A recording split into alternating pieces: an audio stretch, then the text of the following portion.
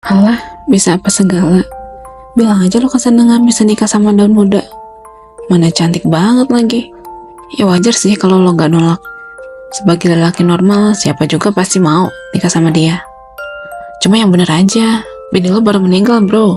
Welcome, enjoy your time. Assalamualaikum, selamat datang untuk pendengar baru dan terima kasih untuk yang masih setia dengan cerita ini. Semoga kalian sehat selalu dan dilancarkan rezekinya. Selamat mendengarkan. Bab 31. Tidak ada yang percaya bahwa mereka dipaksa menikah. Steffi terkesiap mendengarnya. Bukannya istri bapak udah meninggal? Kan waktu itu kami ke sana. Tanyanya heran. Bagas menarik napas dalam-dalam. Dia sadar pernyataannya ini pasti akan menjadi kontroversi. Kamu tahu Risa yang waktu itu digodari? Tanya pria itu. Steffi mengangguk ragu. Iya tahu, sahutnya. Dia juga istri saya. Saya menikah dengan dia atas permintaan Rina. Jawab pria tersebut dengan percaya diri. Steffi terkejut bukan main. Kepalanya terasa seperti hampir meledak. Maksudnya gimana sih? Apa sebelum istri yang meninggal Pak Bagas sudah poligami? Gila, aku gak nyangka banget. Apa mungkin mereka nikah setelah mendiang Bu Rina meninggal? Batin ya. Kalau begitu saya daftar untuk 3 orang, ujar Bagas. Lalu dia mengisi form untuk voting. Baik Pak, jawab Steffi gugup. Dia pun segera mengambil berkas yang sudah diisi oleh Bagas, lalu membawanya pergi. Setelah menutup pintu ruangan itu, Steffi ternganga.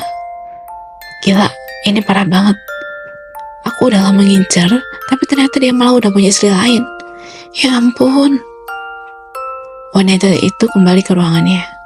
Melihat ekspresinya yang tampak syok, temannya pun bertanya, "Lo kenapa?" Steffi diam sesaat. Dia ragu untuk menceritakan apa yang baru saja ia dengar. Namun jika dipendam sendiri rasanya begitu sesak. Lo tahu nggak? Apa? Temannya semakin penasaran. Pak Bagas sudah punya istri, ucap wanita itu serius. Temannya mengerutkan kening. Maksudnya gimana sih? Kok gue nggak paham ya? Bukannya istrinya udah meninggal sekitar 2 minggu lalu? Itu dia. Kan istrinya baru meninggal, tapi sekarang udah punya istri lagi. Gila nggak tuh? Steffi sangat antusias. Dia sampai gemetar karena tak menyangka dengan apa yang terjadi saat ini. Hah? Kok bisa? Bukannya dulu Papa Bagas cinta banget sama mendiang istrinya? Masa ya tanah kuburannya belum kering dia udah punya istri lagi? Itu dia, gue juga gak habis pikir. Tapi dia bilang dia nikah sama istri barunya atas permintaan mendiang Bu Rina. Mereka berdua melamun, berusaha mencerna apa yang baru saja mereka dengar. Tapi biar gimana pun ini terlalu cepat loh. Apa mungkin nikahnya sebelum istrinya meninggal? Berarti poligami dong. Gak ngerti, gue juga bingung. Kalau sampai beneran poligami, gila, red flag banget gak sih? Ya, meski istri pertamanya yang minta, tapi gue tetap gak habis pikir aja. Jangankan poligami, meski dia nikahnya setelah istri yang meninggal tetap aja red flag. Belum 40 hari anjir. Mereka akhirnya sibuk menerka-nerka. Sedangkan Bagas sudah tak peduli dengan apa yang akan mereka katakan tentangnya.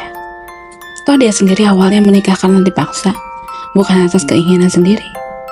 Ada apa sih? Tanya Hari yang baru saja muncul.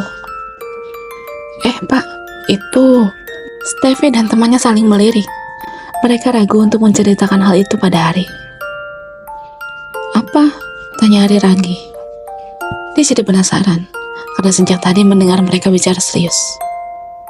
Bapak tahu Marisa yang waktu itu ada di rumah Pak Bagas nggak? Tanya Steffi. Iya, kenapa? Dia udah punya suami kan? Saya udah tahu kok, sahut Hari santai. Tapi Bapak tahu nggak suaminya siapa? Tanya Steffi. Hari menggelengkan kepala. Mana saya tahu, sahutnya.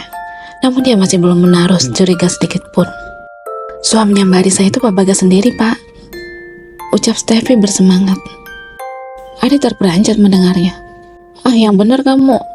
Bagas kan istrinya baru meninggal. Masa iya udah punya istri lagi? Dia juga gak bilang apa-apa sama saya. Dia seolah enggan untuk percaya. Ya udah, kalau Bapak gak percaya juga gak masalah kok. Saya cuma menyampaikan apa yang saya dengar dari sumber beritanya langsung. sahut Steffi. Ari melamun. Pantesan waktu itu dia kesel banget pas gue deketin Risa. Tapi kenapa dia bilang itu sepupunya? Ah, nggak bener ini. Batin pria itu. Akhirnya dia bergegas pergi ke ruangan Bagas untuk meminta penjelasan. Pak, mau kemana? Steffi panik melihat Ari langsung pergi begitu saja. Dia takut jika Ari mengadu pada Bagas. Aduh, gimana ini? Bisa-bisa Pak Bagas marah kalau tahu aku yang nyebarin berita ini. Gumam gadis itu. Sementara itu Ari sudah tiba di ruangan pria tersebut. Ada apa, Ri? Tanya Bagas santai. Pria itu duduk di hadapan Bagas. Dia mau nanya, emang benar lo suaminya Risa? Dia berharap bahwa berita itu salah. Bagas tidak begitu terkejut. Dia sudah menduga jika berita itu akan cepat menyebar. Iya, jawabnya tanpa ragu. Bola matahari hampir melompat. Gila lo ya, bini lo kan baru meninggal, Gas. Gue nikah juga dipaksa sama dia, Ri. Semua keluarga juga ikutan maksa. Terus gue bisa apa? Sahut pria itu santai. Alah, bisa apa segala. Bilang aja lo kesenangan bisa nikah sama daun muda. Mana cantik banget lagi. Ya wajar sih kalau lo gak nolak. Sebagai lelaki normal, siapa juga pasti mau nikah sama dia.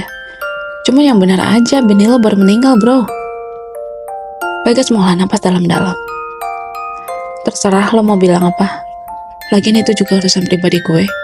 Gue gak ada kewajiban juga buat jelasin detailnya ke lo kan. Skak pria itu. Dia malas untuk menjelaskannya. Padahal sejak awal dirinya sudah berusaha menolak. Namun orang lain yang tidak tahu kronologinya pasti salah paham. Sore hari pria itu pulang seperti biasa.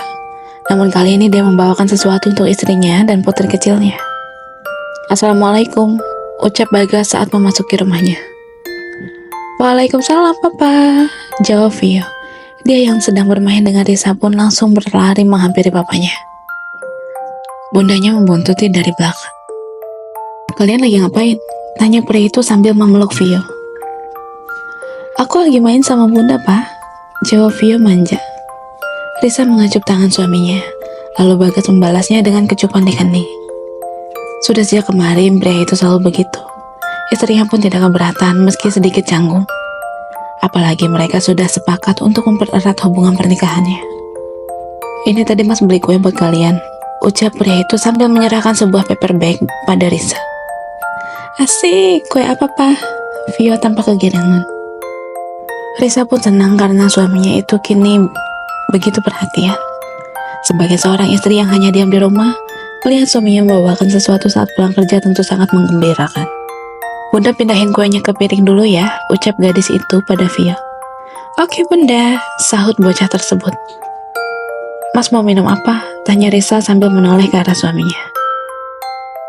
Air mineral aja, jawab pria itu. Dia bahagia karena saat ini mereka sudah semakin dekat, seolah tak ada jarak lagi di antara mereka. Tunggu sebentar ya, ucap Risa. Sayang tunggu. Bagas menghentikan langkah istrinya. Risa pun langsung berbalik menoleh ke arah suaminya. Apa mas? Tanya gadis itu. Bagas berdiri dan mendekat ke arah Risa. Lalu ia berbisik di telinga istrinya tersebut sambil merangkul pinggangnya. Nanti malam mas mau babat hutan. Pastikan Vio tidur lebih awal ya. Bersambung.